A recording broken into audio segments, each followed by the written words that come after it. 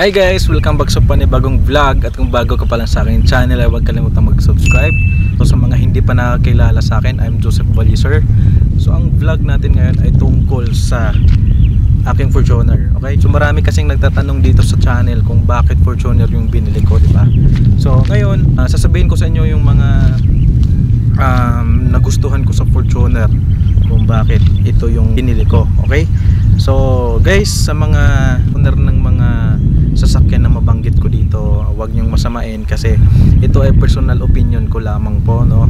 So kung ano man yung masasabi ko sa sasakyan na mabanggit ko ay huwag niyong masamain, at dahil ito ay base lang sa aking sariling opinion ko lang po ito. Okay? So guys, sisimulan na po natin, no? So ito, sasabihin ko na sa inyo kung ano yung mga nagustuhan ko sa Fortuner, kung bakit Fortuner yung binili ko. Okay? So unang-una guys, ang pinakaunang rason dyan is pangarap ko si Fortuner. Yan. Simula nung natuto akong mangarap, gusto ko talagang magkaroon ng sasakyan. Kunting background lang po sa akin. Ako po ay isang probinsyano. I'm from Bohol. 28 years old na po ako ngayon. So dati kasi, kunting background lang sa buhay ko.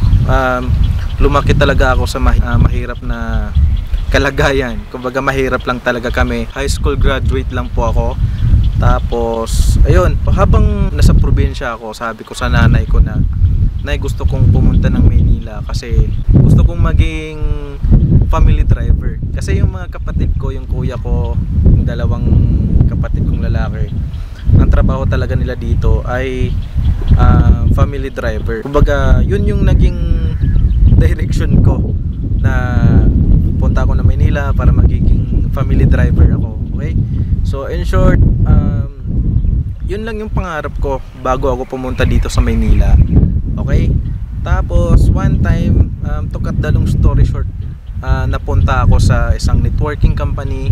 Tapos doon nabuksan yung pangarap ko. Okay?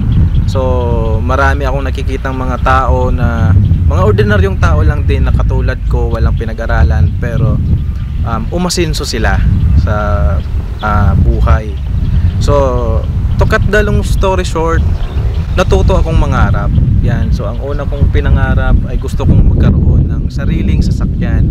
Tapos ang una kong pinapangarap talaga is gusto ko yung Fortuner. Kasi yung nag-invite sa akin noon ay sasakyan niya ay Fortuner. Kumbaga yun na yung na-attract ko as pangarap ko. Okay?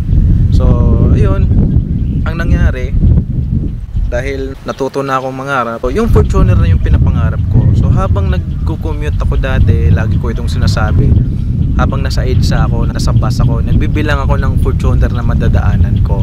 Okay, so yung pangarap ko pang Fortuner dati is yung unang gen pa lang, yung first gen pa lang ng Fortuner. Yun, tinuloy-tuloy ko yung pangarap ko. Nagsikap ako, bilang isang probinsyano, nagsikap talaga ako para matupad ko yung mga pangarap ko. Wala akong ibang choice kasi ako ay high school graduate lamang. So kung ano yung opportunity na binigay sa akin, yun, trinabaho ko siya. So in short, nakabili ako nitong Fortuner. So thanks God, kasi bagong Fortuner na yung naibigay sa akin, bagong design, all new Fortuner na. Yung pinapangarap kong Fortuner ay pang-apat na sasakyan ko na. Okay? So bakit pang-apat na sasakyan ko na? Ito yung pangarap ko. So ganito kasi yun, pag baguhan ka pa lang sa business, hindi naman malaki kaagad yung kikitain mo, 'di ba? So ang nangyari, bumili ako ng Honda City na second hand lang, cash ko siyang binili. And then pangalawa, binili ko yung accent ko na gray. Pangatlo, binili ko yung accent ko na pula. At pang-apat ko itong Fortuner. So thanks God, at binigay sa akin itong pinapangarap ko talagang sasakyan. Kaya ngayon, sasagutin ko na yung mga katanungan nyo kung bakit Fortuner yung binili ko. Okay? So yun, nagkwento lang ako ng kunting background ko para ma-inspire kayo. Alam ko maraming mga subscriber ko dito na katulad ko rin, na ordinaryong tao lang, na nangarap, walang pinag-aralan, nangarap lang, nagsikap lang. So alam ko marami dito na katulad ko. So sana makuhanan nyo ng kunting inspirasyon itong kunting background ko na senior So balik tayo sa vlog. So unang-unang rason kung bakit ko siya binili, Fortuner yung binili ko, is unang-una is pangarap ko siya. Okay? So next na rason kung bakit ko siya binili is yung design. Ang ganda ng design niya, di ba? Oh. Kasi itong na ano sa akin is all new Fortuner.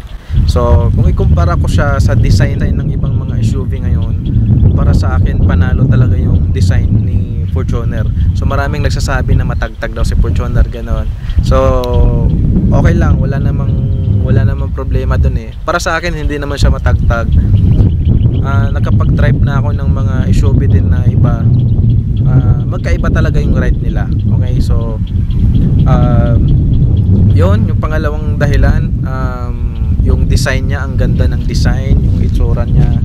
So panalo siya sa akin. So next na nagustuhan ko dito is yung headlight niya. Kukunin ko na lang ano. Ito sasabihin ko sa inyo yung mga nagustuhan ko kung bakit Fortuner yung binili ko is yung headlight niya. Napakaganda ng headlight niya, kahit itong sa akin pala is G variant lang to. So hindi siya V, no? So G lang. Ang nagustuhan ko dito is yung design ng headlight niya, ang ganda. 'Di ba? Ang ganda, may curve siya diyan, pag ganyan. Tapos may ano talaga, hindi katulad sa iba na walang ka-design yung headlight, tamang square lang ng pag ganun. Okay, so next na nagustuhan ko dito is yung itsura, syempre yung harap. Yan.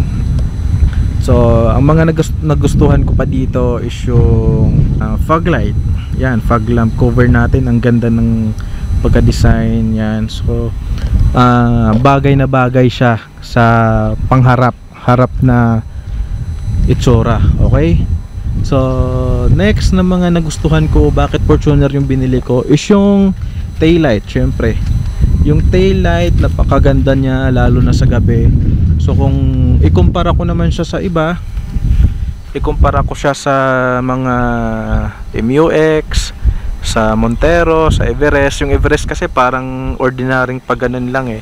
So guys, huwag kayong magalit sa akin. Ito ay sariling opinion ko lang. Sinasagot ko lang po yung mga katanungan kung bakit Fortuner yung napili kong bilhin bukod sa ibang mga SUV. Okay? So yun lang naman dito sa panlabas. Overall, okay sa akin talaga si Fortuner. Okay yung lahat ng design niya sa labas. Dito naman tayo sa loob. So sa loob naman maraming nagtatanong, bakit Fortuner yung binili mo? Wala namang features yan. Yan.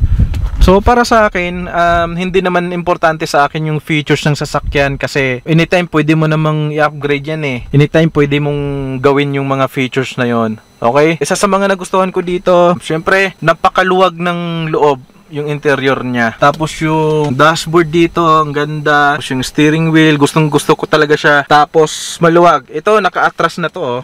So titignan natin dito sa likod, napakaluwag nito. Okay? Yan, so makikita natin dito. Yan. So uupo ako dito. Napakaluwag talaga nitong Fortuner, guys. Yan oh. Yan yung legroom ko. Yan yung legroom ng Fortuner. Napakaluwag talaga. Ang height ko pala ay 5'8" yung height ko. Ito naka-atras na to pero napakaluwag pa rin. So yan yung isa sa mga nagustuhan ko, kasi dati bago ko bumili ng SUV nag-iikot-ikot talaga ako sa kasa, lalo na sa MUX, kasi yun yung isa sa mga option ko, yung MUX. Tapos ang hindi ko naman nagustuhan sa MUX ay yung interior niya. Kung ikumpara natin sa Fortuner, MUX naman is parang ano lang, walang ka-design yung dashboard niya, tapos yung ano pababa ng ganun. Kung ikumpara ko siya sa Fortuner, maganda talaga yung design ni Fortuner at maluwag pa, lalo na dito sa third row. Yan, maluwag din siya. So wala akong masabi dyan. Umuwi kami ng Bohol, kasya 4 dyan. 4 na tao nakaupo dyan sa likod. Okay, yan. So ikukumpara ko na ha. Pasensya na kayo sa mga owner ng mga sasakyan na nabanggit ko. Ito ay comparison lang naman kung bakit Fortuner yung pinili ko.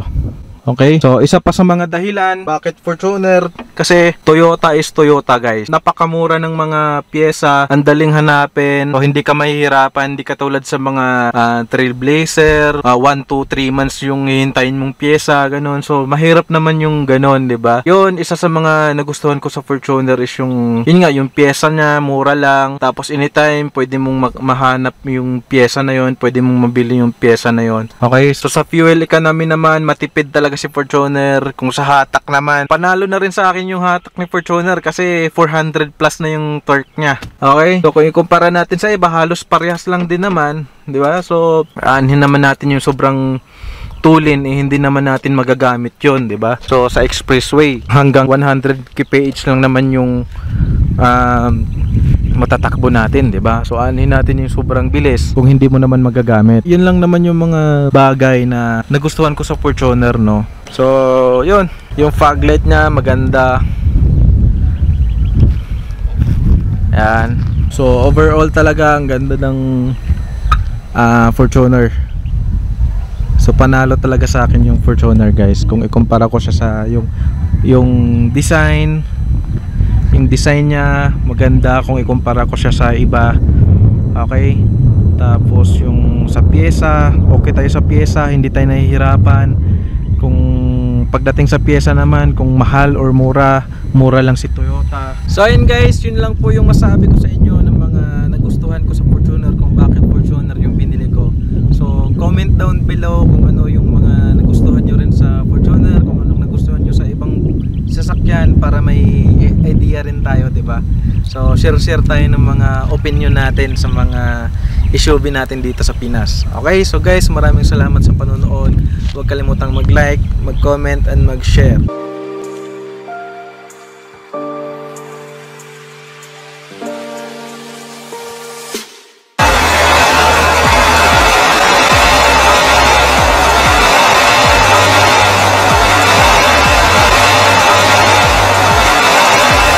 Yeah.